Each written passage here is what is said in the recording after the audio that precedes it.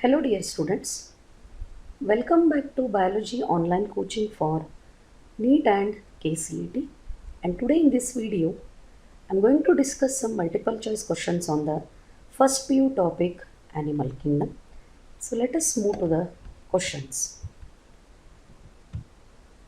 So here, the first question is, the members of following phylum represent cellular level of organization. And the given options for this question are Cnidaria, Porifera, Protozoa, both 1 and 2. That means Cnidaria and Porifera.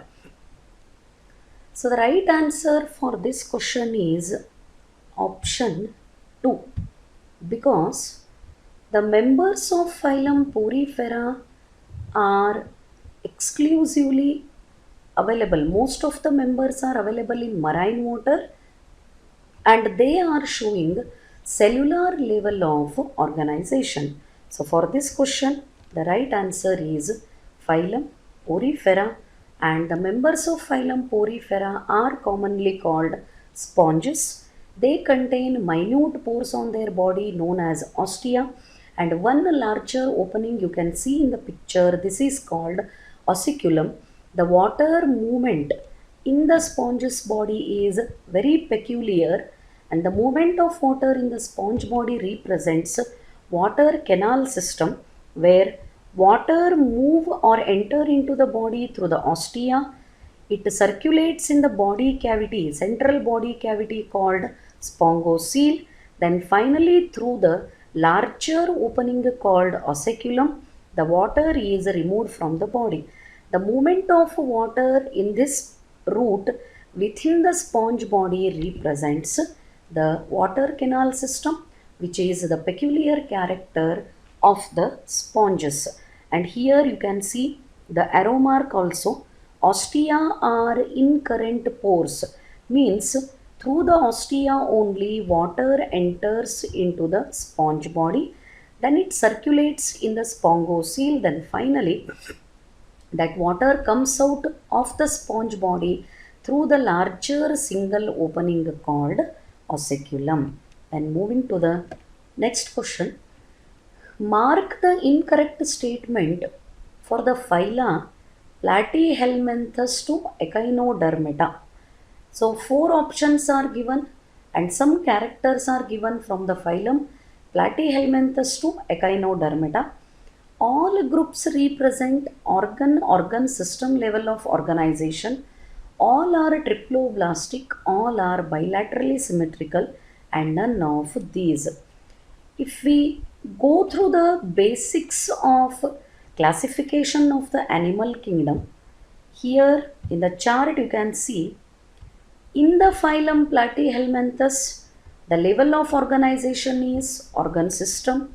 The members are triploblastic. They have three germ layers or wall layers in their body. The animals are bilaterally symmetrical, and they are acoelomates because they do not contain body cavity. In case of Usky helminths, again a level of organization is organ system. The members are triploblastic, they are bilaterally symmetrical, and they are pseudocoelomates. That means they have false body cavity.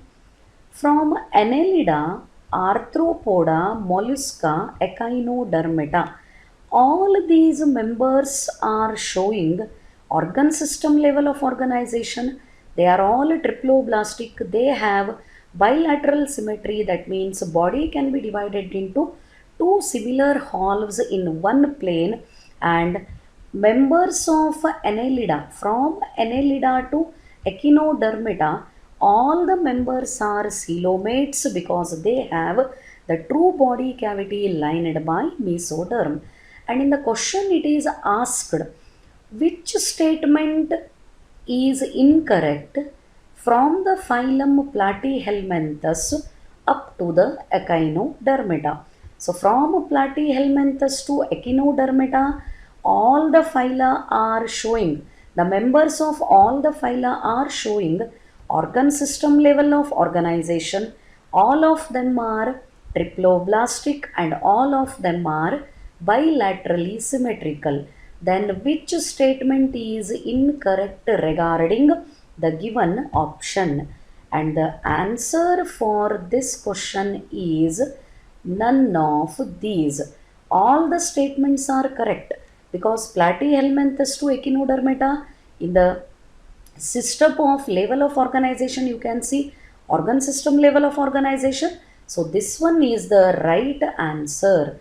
All of them show organ system level of organization, all of them are triploblastic, and all of them are bilaterally symmetrical. In the option, there is no incorrect statement which is explaining the characters from platyhelminthes to echinodermata. So the right answer for this question is option 4. So moving to the next question. When any plane passing through the central axis of the body divides the organisms into two identical halves, the organism is called.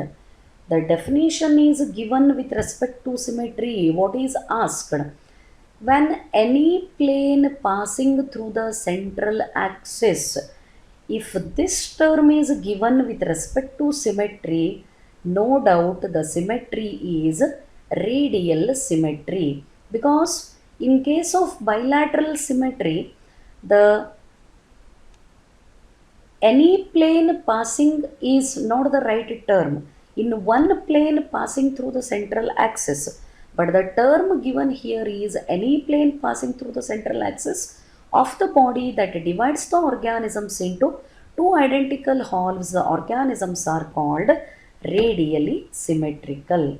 See here the same definition I have given.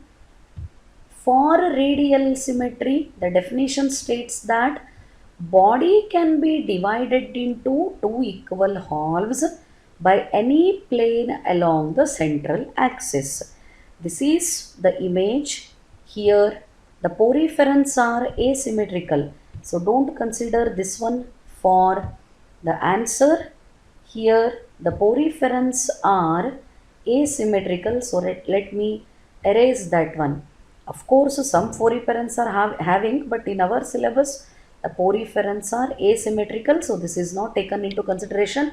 Adult echinoderms are showing radial symmetry, and here the exact radial symmetry means when the plane passes through any axis or any plane passing through the central axis, the body is divided into equal halves, and this kind of the symmetry is called the radial symmetry, and the answer for this question is option 1.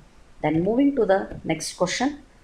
In platyhelminths, the given options are embryonic layers, ectoderm, endoderm are separated by mesoglia. The body is asymmetrical. There is tissue level of organization. The body cavity is absent. Platyhelminths are triploblastic. They have ectoderm, mesoderm, and endoderm. Platyhelminths show organ system level of organization, and in platyhelminths the body is bilaterally symmetrical. Then which one is the accurate statement that explains about the character of platyhelminths? The answer is the body cavity is absent. This is the right statement for the character of platyhelminth, because platyhelminths are commonly called flat worms. Why their body is so flat? Because due to the absence of the body cavity, hence they are acoelomates. The platyhelminths are acoelomates. They do not contain body cavity. That is why the members of platyhelminths are having dorso-ventrally flattened body. Dorsal surface and ventral surfaces are attached due to the absence of the body cavity called coelom. Therefore, the right answer for this question is option 4. Then moving to the next character.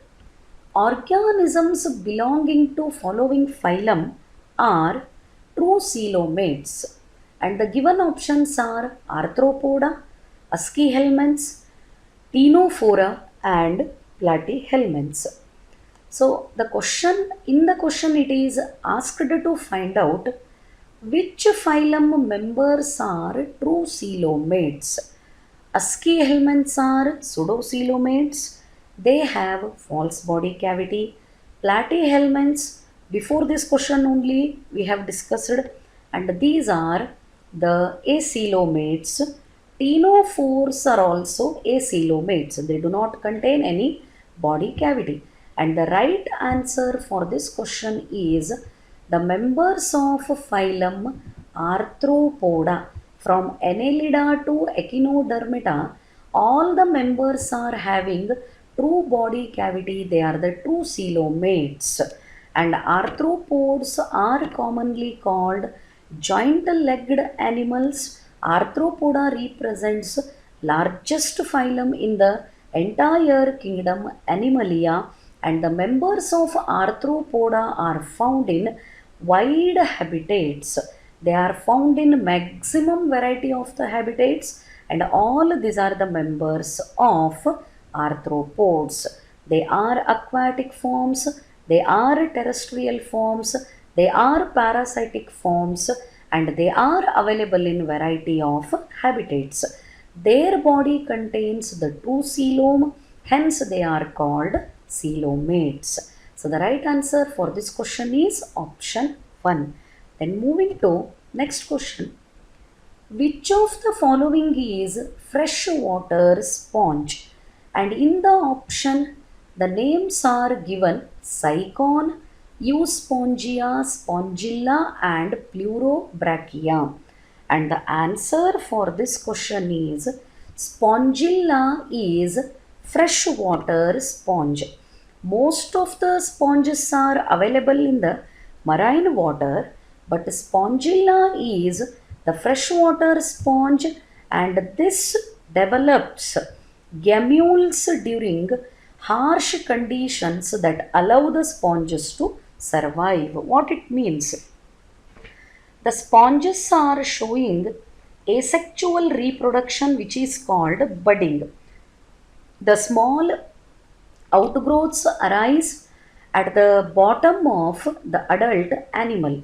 But in case of Spongilla, the gammules are produced. What is the meaning of gammule? Gammule is nothing but internal bud, and this internal bud develops during unavailability of the water. When water scarcity occurs in the Spongilla body, the internal buds are developed, and these internal buds are called gammules, and they help in asexual reproduction. And here is the image of Spongilla. Some extra information here I have given. Let us go through that one. Spongilla is a genus of freshwater sponges. That means it is available in the freshwater. It is found in lakes and slow streams. Sponges of the genus Spongilla attach themselves to rocks and logs and feed on small organic debris and microorganisms. They are growing in the freshwater.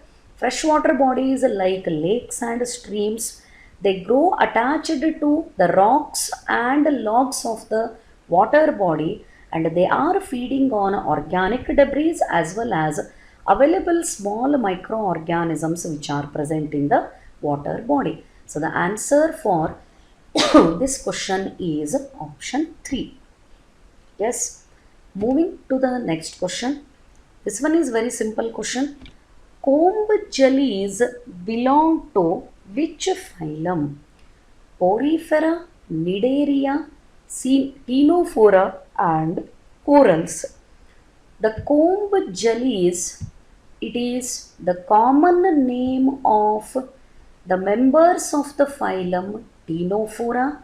The members have the ability to illuminate the light or emit the light, which is called bioluminescence, and comb jellies are belonging to Ctenophora.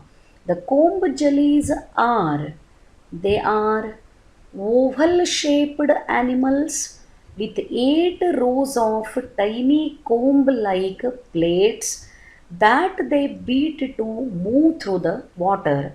So comb like plates, they are used for the locomotion purpose. They are gelatinous animals belonging to the phylum of animals that live in exclusively marine worldwide, and the phylum is called Ctenophora. All the members of this phylum are exclusively adapted to marine habitat, and they have 8 rows of tiny comb-like plates. They are nothing but comb plates which are used for the purpose of locomotion. Poriferan members are called sponges.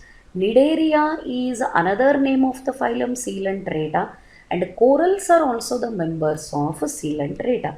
And here is the image of the Ctenophora member, which are commonly called comb jellies. So the right answer for this question is option 3. So moving to next question. The members of following phylum are mostly marine and asymmetrical. No example of that phylum is found in the freshwater. Then what is the answer? Just now only in the previous question I explained, and the answer for this question is phylum Porifera. Previously I discussed about this one. The members of this phylum are mostly marine. Some of them are available in the fresh water, and the body is asymmetrical. And in the animal kingdom, the number of phyla what you have studied, among them the poriferan body is asymmetrical, and the right answer for this one is porifera.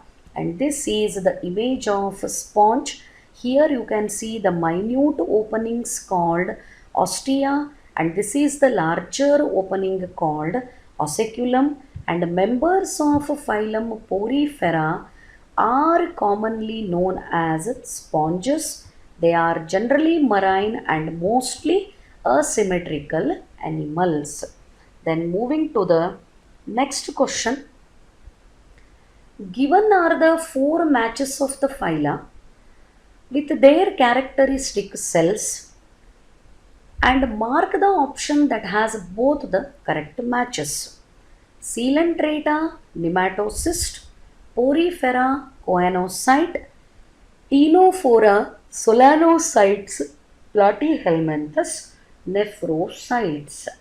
The 4 phylum names are given, and 4 typical or the very characteristic feature cells of that phylum are given, and it is asked to find out which 2 pairs are having the exact correct match.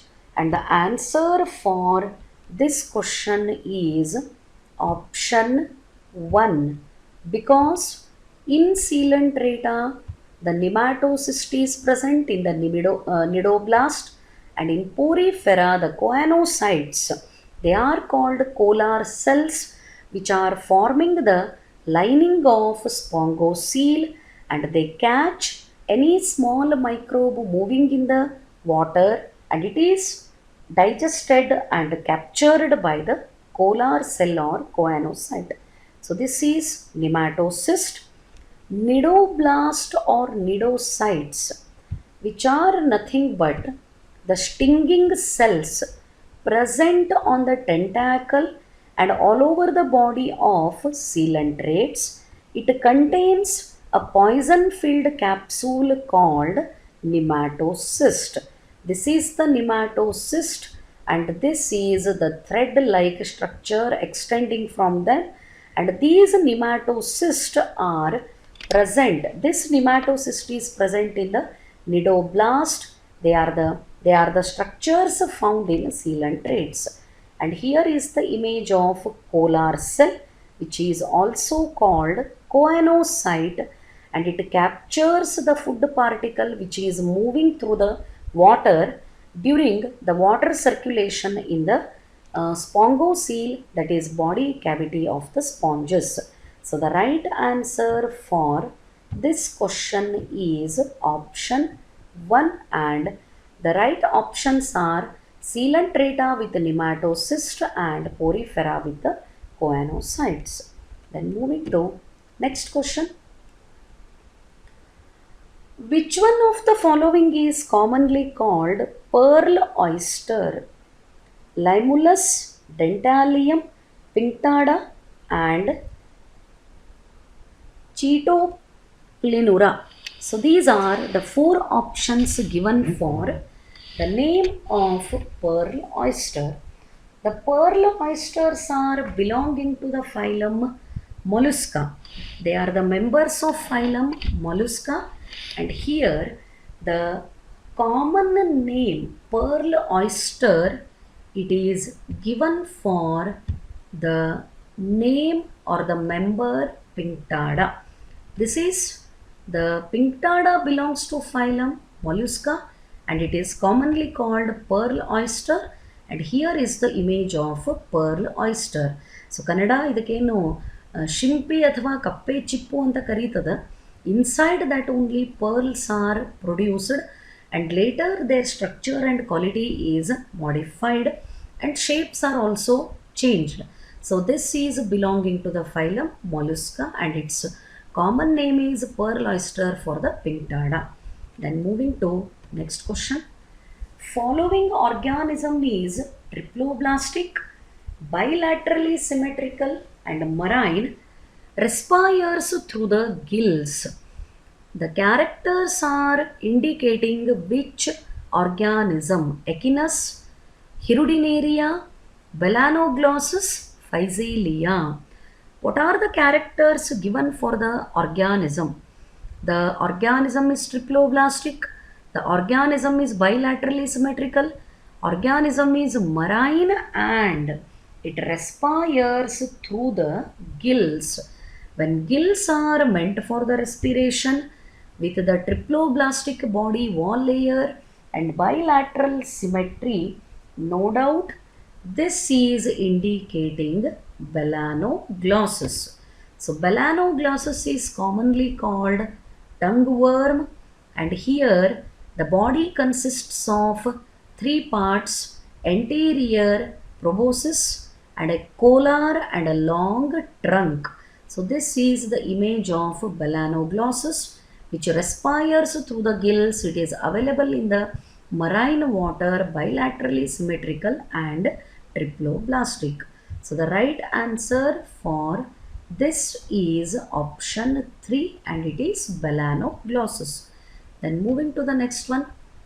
The phenomenon of metagenesis occur in Taenia, Obelia, Aurelia and Musca. So Taenia, tapeworm; Aurelia, jellyfish; Obelia, member of Cnidaria or Coelenterata; Musca domestica, it is the biological name of housefly.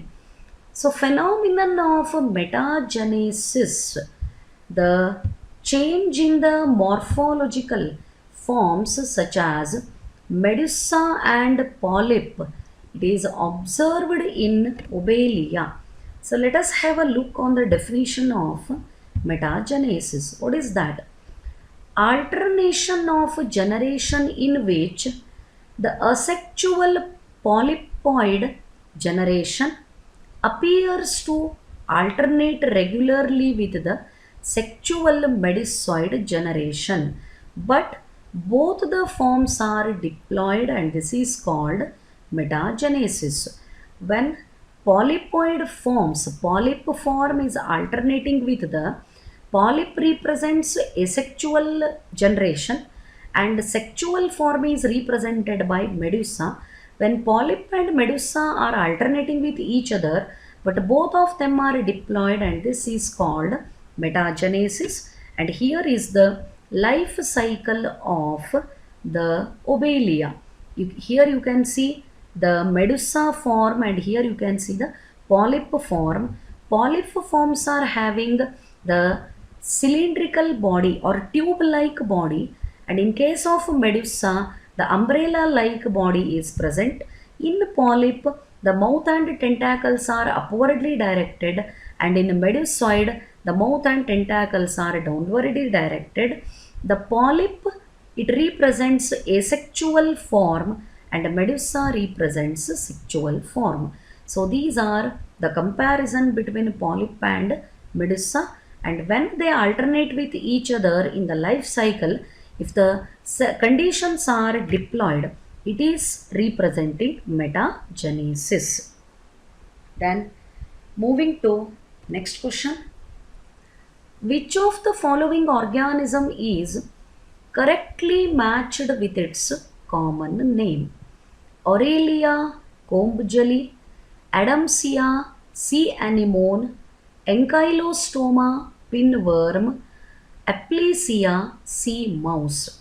So these are the names given. The biological name of the animal is given, organism is given, and common name is given. Aurelia is called jellyfish, which is a member of Coelenterata. Ankylostoma is called hookworm, and the Aplysia is called California sea hare. And the right answer, which one I left here? The right answer is Adamsia, which is called sea anemone. And here is the image of Adamsia. This is the right matching for the given question. Then moving to next one. The members of following phylum are exclusively marine, radially symmetrical, and diploblastic. The members are exclusively marine. No example or no organism is found in the fresh water. They are exclusively marine, radially symmetrical, and diploblastic. Here the term one extra term added is radially symmetrical, and they are exclusively marine, they are diploblastic. So these characters are directly indicating this is the character of the phylum Ctenophora. See, the Ctenophora members are showing radial symmetry. They are diploblastic in nature. The coelom is absent, therefore they are acoelomates, and habitat exclusively marine, solitary, and pelagic, bottom dwelling. And the members of Ctenophora are commonly called comb jellies. They have the ability to illuminate the light, which is called bioluminescence, and here is the image of the member of Ctenophora. Then moving to next one. Given below are the statements regarding ASCII helminths. They are bilaterally symmetrical and triploblastic. They are dioecious. All are plants or animals parasites, and they are acoelomates. So 4 characters of ASCII helminths are given. Mark the option that has both correct statements. They are bilaterally symmetrical is correct. They are triploblastic is correct. And they are dioecious. The members of the phylum ASCII helminths are called roundworms, and they show sexual dimorphism. The male body shows folding at one edge, female is longer in size, and edge is not folded. They are the parasites of animals, not they are the parasites of plants. They are pseudocoelomates having false body cavity. So which one is the right answer for the given question? The 2 correct pairs are A and B. Therefore, option 1 is the right answer. So here is the answer, and this is the image of male roundworm and female roundworm. The members of ASCII helminths are bilaterally symmetrical, they are triploblastic, and they are dioecious. Sexual reproduction occurs, fertilization is internal, the development may be direct or indirect. If the development is a direct, there will be no larval stage. If the development is indirect, the larval stage is produced. And in the picture, you can see male and female roundworm. And here is the male roundworm. One part, one edge of the body it is folded so that length of the male is shorter than the length of female. Both the edges of the female are normal. There is no folding. Just by observing the morphology only, it is possible to identify or recognize which one is the male roundworm and which one is the female roundworm. This is called sexual dimorphism, and the right answer for the given question is option 1. Then moving to next one, which statement regarding Nereis is wrong? It has nephridium for excretion. It is metamerically segmented. It is monoecious. It has parapodia for swimming. What is this Nereis? It is aquatic Annelida. Of course, when it is belonging to the phylum Annelida, body is segmented. Each segment is called metamer, that is metamerically segmented body. Nephridia for the excretion and parapodia for the swimming. Then the wrong statement in the given option for the Nereis is it is monoecious. Actually, the Nereis are dioecious and they release their haploid gametes. Both male and female Nereis are separate. That is why the term dioecious into the water medium, and the process is called spawning. When they release the egg in the water body, this is called spawning. And here is the image of Nereis. The locomotion is carried out with the help of parapodia, and here the parapodia is used for the purpose of swimming. So the right answer for this question is option 3. The Nereis are dioecious, they are not monoecious. It is the wrong statement given for the characters of Nereis. Then moving to next. In chordates, notochord is. What is the condition of notochord?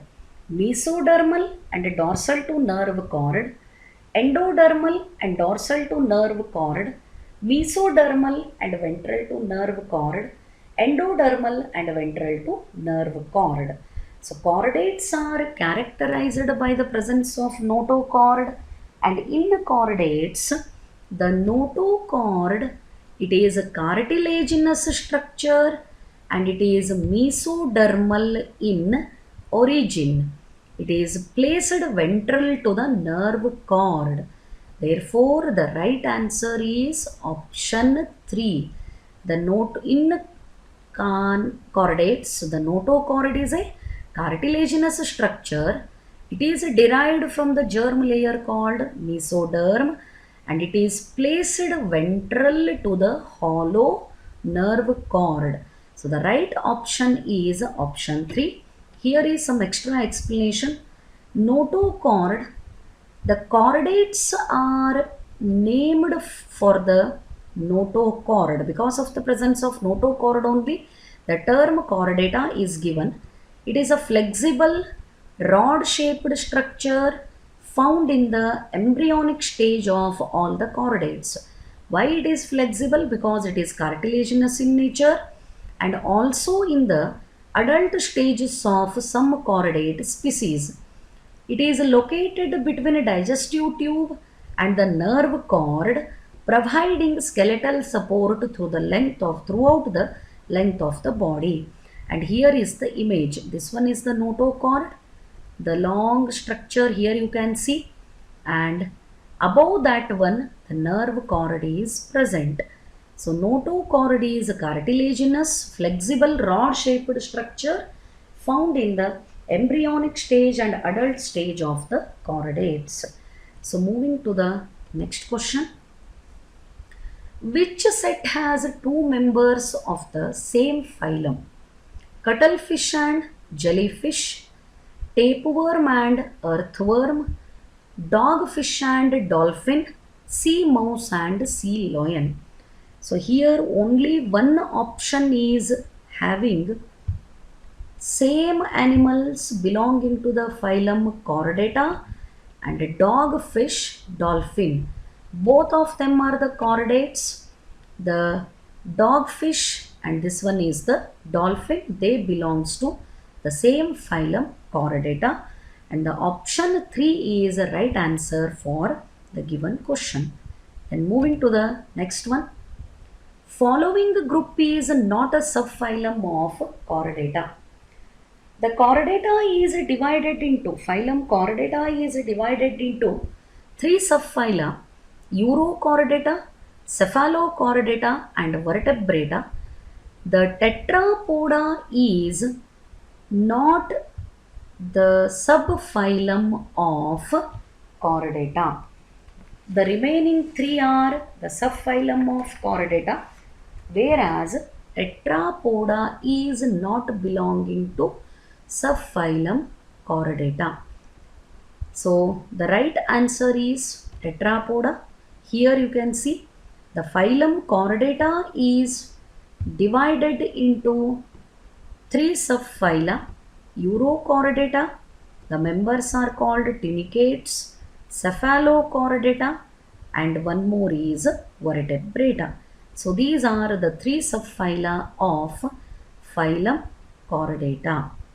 So moving to the next question. Which one of the following feature of the bony fish is missing in the cartilaginous fish? Bony fish is having that structure, but it is absent in the cartilaginous fish. It is asked to find out which structure is absent in the cartilaginous fish. Cartilaginous fishes are having cartilaginous endoskeleton. Bony fishes are having the bony endoskeleton. The cartilaginous fishes are having placoid scales. Ctenoid scales are present in bony fish. Poikilotherms, cold-blooded animals, they have paired fins. The one structure which is missing is nothing but operculum. In bony fishes, operculum is present and it covers the gills. The operculum is a bony flap, means it is a small flap-like structure. I will show the image. Bony flap covering the gills in bony fishes. It regulates the direction of water flow over the gills and it is not found in cartilaginous fishes. And here you can see this very small flap-like structure. It is nothing but operculum. Let me mark that one with pen so that it will be more clear. This particular part, this represents operculum, and below that you can see the inserted needle. That means it is a flap. ಅಂದ್ರೆ ಅದು open and close ಆಗೋ ಥರ ಇರೋದ್ರಿಂದನೇ ಅದಕ್ಕೆ ಏನಂತ ಕರೀತಾರೆ, flap ಅಂತ ಕರೀತಾರೆ. This can be opened and close. Automatically it is functioning in the fishes. And what is it's function? It regulates the direction of water flow over the Gilles. ನೀರು ಈ Gilles ಮೇಲೆ ಹೋಗಬೇಕು, so that oxygen is properly supplied to the body cells, and that function is regulated by the operculum, which is present in the bony fishes but it is absent in the cartilaginous fishes. So these are the questions that I wanted to discuss from the NCERT section. Hope this discussion is clear for you. Thank you.